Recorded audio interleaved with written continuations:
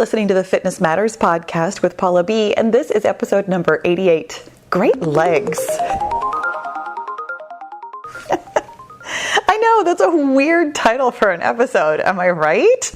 Hello, my friends. How are you today? I am so happy to be talking to you about great legs. You guys, I'm Paula B. I'm your best middle-aged fitness friend, and around here, we're all about making peace with your menopausal body. But around here, we're actually all about, that's my tagline from my main YouTube channel, my fitness channel. And so it's funny how you get used to saying things. Like, even now, this is totally not on topic, but I love to tell you things.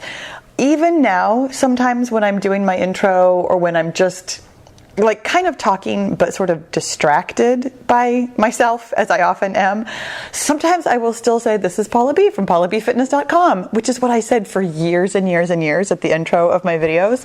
And so sometimes things just come out of my mouth. But also, we talk about fitness matters that matter to you, such as your great legs. You want to talk about your legs? But first, can we talk about the mindset masterclass that I got going on? You guys, it's coming up really soon. Not related also, but I'm sure you can hear the jingling in the background. That's Agatha. She's walking around jingling.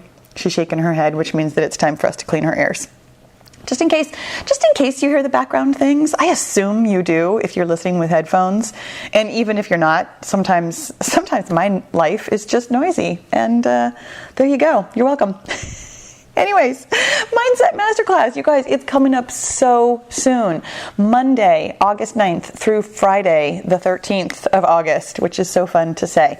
I have for you a Mindset Masterclass, and I am so excited about this. It's just 5 days. It's a very get in, get out, like, I'm going to call it an intensive, but there's nothing intense about it. Like, it's going to be fun. It's going to be illuminating. It's actually really, really helpful if you are a beginner to mindset work, or even if you are experienced with mindset work, you can take your practice deeper. It's meant to be for all levels, with journal prompts and some ideas and concepts that are nice and quick and easy to get into, but might take some onion peeling to really get to the heart of it. So in the show notes or the description, depending on where you're watching or listening, there will be a link, or you can just go to paulabfitness.com/mindset.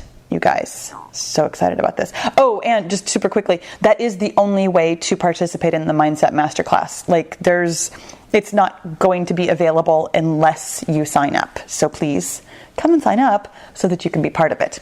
Okay. Do I have any other news for you? I do. I do have news for you. In fact, today, so just so you know, today is kind of like just a life chat. I promise there's something in it for you, but I wanted to tell you some things that are going on with me that have caused me to think about my own life and my own thinking, which is what I love to do, is think about my thinking. But I realized I have not told you a couple of things, and they are all related, even though on the surface, none of them sounds related. Thing number one that I am beyond excited about, like, I can't even contain myself, and therefore I have no idea why it's been so long that I haven't told you about it, but here goes. I hired myself a book coach. This is so exciting and so thrilling and so exactly what I needed. I was doing this thing where I've been telling myself, because it's on my vision board, it's on my goal list, it's on my my desktop, not my screensaver, just my desktop. Okay, backing up. At the beginning of the year, when I set myself my goals for the year, I write out my goals in kind of list form, and I'm not artistic. I'm creative, but I'm not artistic. So I don't draw very much, but I try and make it look kind of cute. Like, it's cute. It's got some hearts on it and stars and stuff, because those are the only two things I can draw. But so I have my little notebook sheet that has my goals on it for the year. And it has like my words of the year, like how I want to feel, who I want to be, things like that. And then I go to the Google because Google is far more artistic than I am, and I find visual representations of the things that I want. So I have I guess I could call it like a dream board, but I don't actually ever print it out, so it's not really on a board. It really is just my desktop. It is a collection of Google images that portray the things that I am aiming for this year. So one of the little graphics that I found was this picture that says in text, "I'm writing a book." So I've been looking at this, for what is it now? By the time you hear this, it'll be August. So I've been looking at this for 7 months now and telling myself, oh yes, I'm writing a book. And yet I wasn't really writing the book. like I totally wasn't writing the book.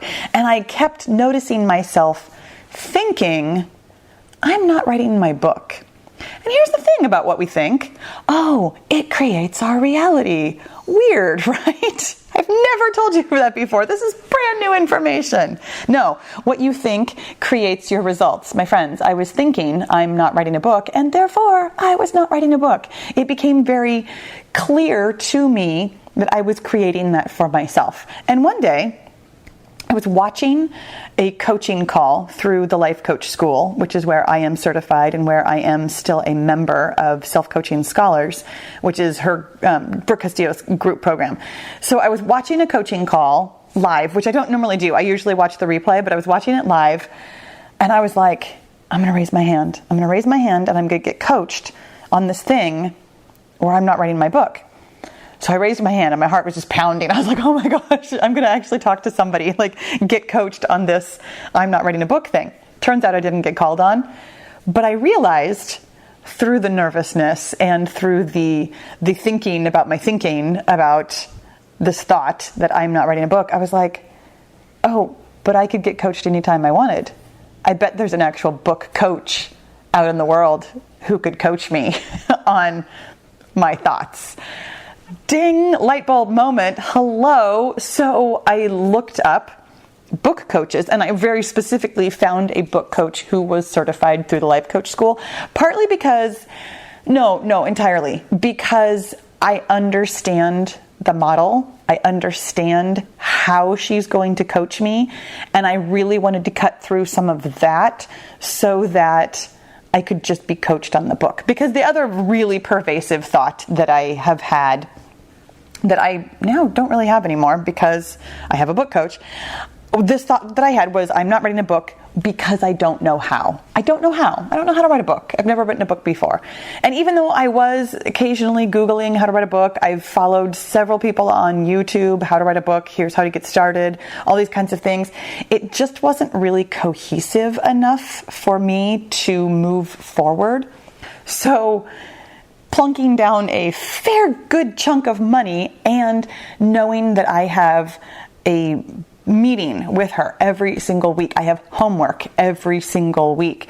I will be working with her for months to make progress on my book. All of a sudden, I am writing a book. I am writing a book. And even though I don't know how, I'm working with somebody who knows how. I'm going to know how. I'm figuring out. I'm not even figuring out. I'm just being told. I am going to have the knowledge brought to me of how to write my book. So you guys, I'm writing a book. I'm writing a book right now. It's super, super exciting. Thing number 2, not related, but it's going to be. Thing number 2 is that I'm back on Instagram. Do you remember a while ago? Maybe you don't. You don't need to remember everything about me. Please don't. For reals. Please don't. But I removed myself from Instagram, I'm going to say, was that 2 years ago already? It was at least a year and possibly as many as 2 years ago that I took a break from Instagram because I realized that I couldn't do the mindset work around it, that I was thinking lots of thoughts, feeling lots of feelings, and most of them were in the overwhelmed genre of feelings and or guilt and or lots of things that I could manage. And I knew it at the time. I was like, I can manage my mind around this, but also I really don't want to. Here's the thing, you guys. Sometimes we can completely manage our mind, and sometimes we can simply change the circumstances of what's going on with us. I encourage you, when possible, to manage your mind. I also encourage you sometimes it's totally okay to change your circumstances. For me, I changed my circumstances. I removed myself from Instagram and didn't think about it. But now that I have a larger audience on YouTube, and now that I have a lot more practice managing my mind just in general about specifically social media, YouTube and Facebook and Pinterest and just the world and everything, I realized that I wanted to be able to communicate in a different way. I wanted to be truly a little bit more casual. I find Instagram to be more casual. I find it to be kind of fun and playful, and coming back to Instagram, I set myself some, I guess I'm going to call them parameters, and this is what I did to manage my mind. I am treating Instagram, and you're going to laugh at me, but go ahead. I am treating Instagram as though I am Kim Kardashian. that it is there for me to have fun. And I mean, I understand that Kim Kardashian actually makes a lot of money on Instagram, but for me, I actually took the monetization out of it. Like, I'm not on Instagram only to promote my YouTube channel or to promote products or to promote things. I'm not trying to make money off of Instagram right now. At some point, and I said that really specifically, at some point I might monetize it. I have no idea how or what that would look like or anything like that. But for right now, my mental parameter is that I am there to have fun, and I am not there to be like beholden to all of the comments and all of the DMs. I actually unfollowed everybody except people I know in real life and a couple of like business accounts. Really specifically, I follow quite a few life coach school coaches, because I love to follow them and their businesses and see how they're talking about mindset work, and kind of get a feel for what other life coaches talk about, and not in like a comparison way, but in like a really interested, like almost a student of business way, to just see what other people in my field are doing and talking about. So I'm back on Instagram, and I'm super excited about it. I was talking to my son about it yesterday. And he was laughing at me, and not even laughing. He was pointing his finger, and he was like, I told you to do this 2 years ago. I completely told you that this is how you should think about it, and this is how you should treat Instagram. And I was like, I know. And it only took me 2 years to figure it out. And you'll be so proud of me. I did not mention how many times I've had to tell him things before he has learned them. But it was so funny to have him be like, Mom, I knew that this is how you should think about Instagram a long time ago, and I totally tried to tell you. So I'm preparing him for parenthood. And then the real reason we're here, right? Let's talk about my great legs. You guys, I went shopping somewhat recently, and here's why I went shopping. Bringing this around, tying these together in small ways. I went shopping at Old Navy because I love Old Navy. They're really inexpensive. I went shopping because I wanted some clothes to take pictures for Instagram. It sounds so funny when I say that out loud, but I really, truly, I guess I'm a minimalist. I've never really put that label on myself, but I own like 12 pieces of clothing. Like, I just wear the same things over and over. I don't really go places. I don't go to an office. I don't need to go places. I don't really think about it. And I love clothes. Like, I actually really like clothes. You know how many workout clothes I have. Okay. I love workout clothes because those get seen. I see them, you see them. I go through workout clothes like water. But like my regular clothes, I have 12 things. So anyways, I went to Old Navy, and I was like, okay, I'm going to buy some actual human clothes, people clothes, to wear out in the world and also to wear on Instagram. And I bought a pair of shorts that is significantly shorter than I normally wear. And there's a whole long history here of my body image and the way that I think about myself that I really haven't thought about or examined in a long time.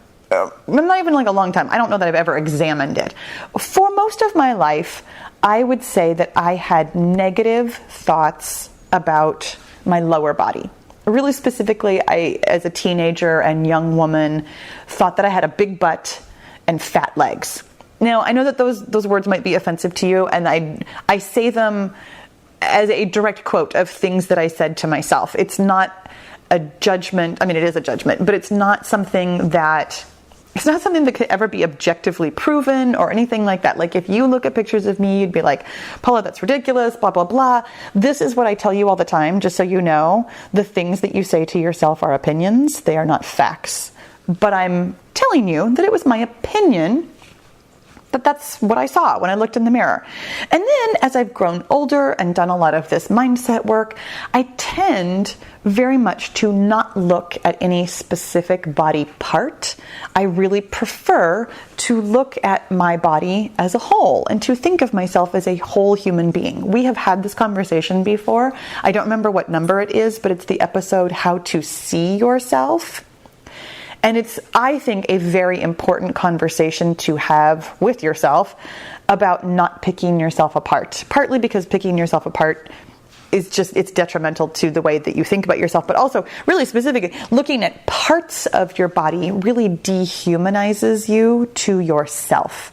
And I have put in the time to look at my whole body and think about my whole body. And the more that I look at the whole of me, the easier it is to really feel, truly, deeply believe that I am a miracle. I am a walking, talking, thinking, blinking miracle. And so I don't really look at specific body parts anymore. Like, I don't really think about it. Sometimes I'll notice something or other, but I don't do it on purpose. So I was trying on these shorts, and they were super cute and super flattering and a little bit shorter than anything else that I've worn in, I'm going to say ever. I was going to say like for a long time, but I don't think I've ever really shown off my legs. I mean, I do in the sense of course, I wear shorts and, I wear skirts and I show off my legs, but I've also never shown off like a lot of my legs. How about that? So anyway, I tried on these shorts and I was like, oh my gosh, these look fantastic. These are really flattering shorts. I have great legs. And it was kind of a throwaway, almost automatic thought, but it stopped me in my tracks because I was like, wait, what? Like, I have great legs? And it was funny how very automatic the thought sounded. Like, it came to me very easily. I didn't force it upon myself. I didn't think to myself, oh gee, I've thought this terrible thing. What could I think instead? Like it just kind of came to me. I looked at my legs in the mirror and thought they looked great.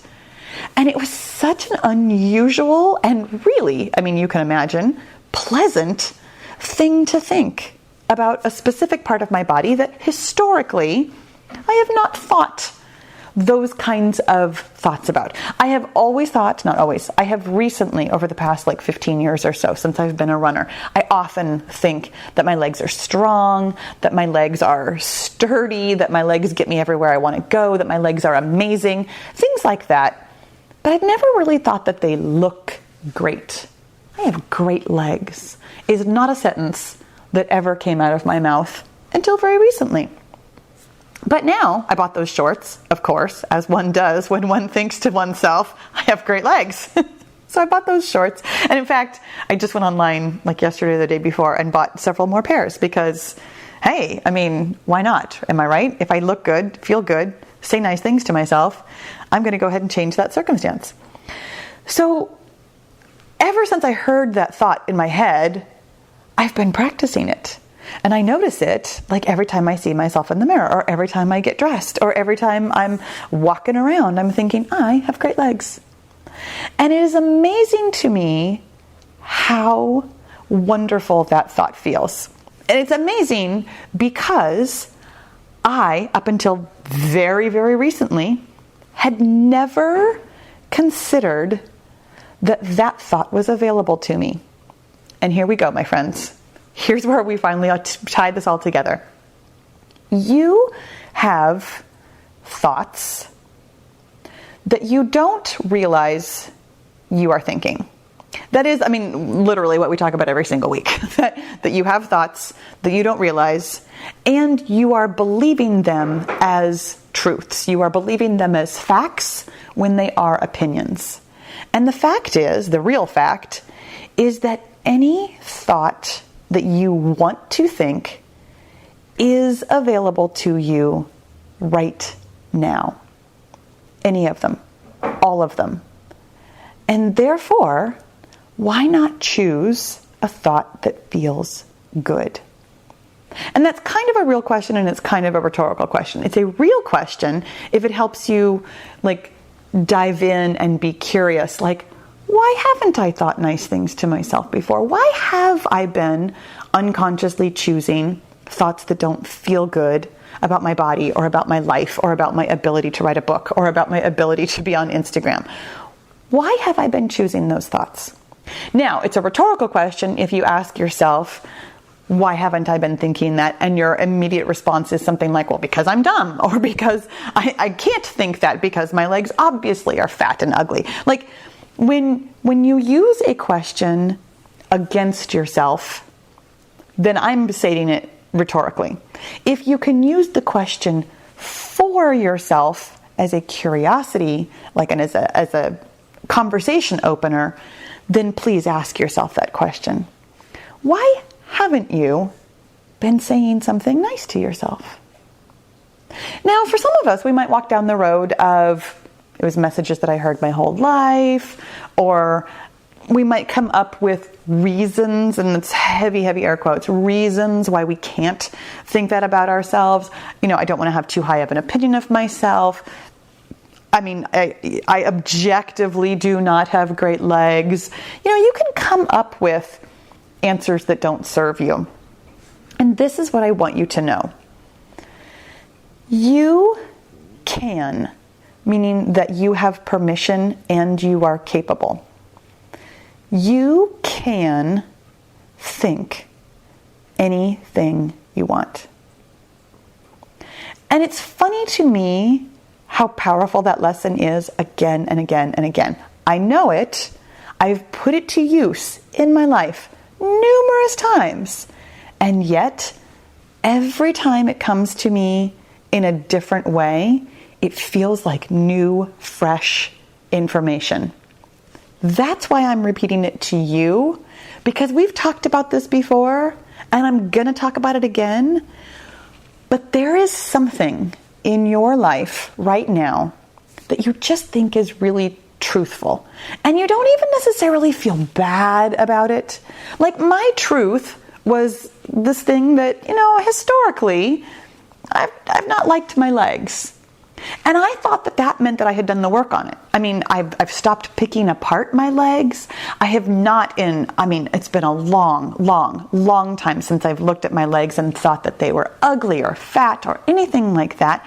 I really had come to a very neutral place with my legs specifically and with my body as a whole. Rather than thinking about my legs specifically, I had moved towards thinking about my body. Lots of positive thoughts about my body. I really thought that I had done the work here. I really thought that I had, made peace and felt good and all those kinds of things. So when this thought came to me of, man, I have great legs, it surprised me. I was shocked that I could think that thought. I was shocked that it was available to me. I was shocked that I was allowed to think that. I was shocked that I wanted to think that. Again, I put in the work. I don't pick myself apart. I have a great body. I love my body. I did not know how good this thought was going to feel until I thought it.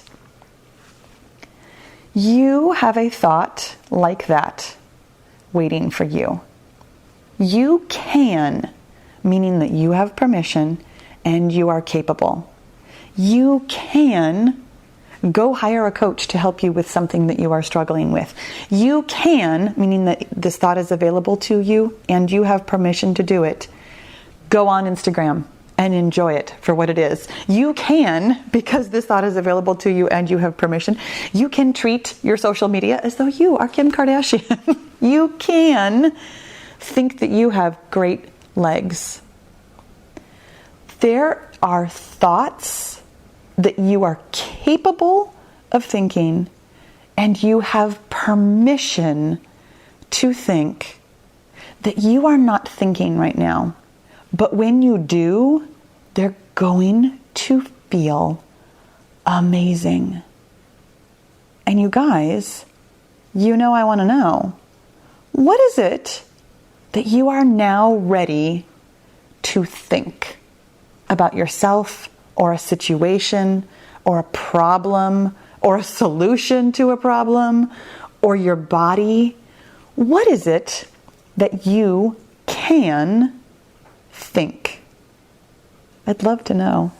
And you can tell me on Instagram. You could also leave it in a rating and review. You guys, thank you so much for those. I totally appreciate that. And thank you for listening. I'll talk to you again soon.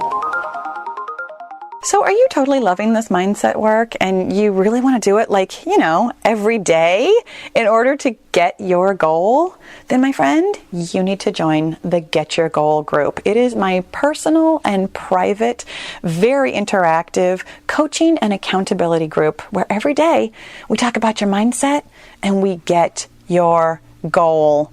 You can learn all about it at paulabfitness.com/get-your-goal. I'll see you in the goal group.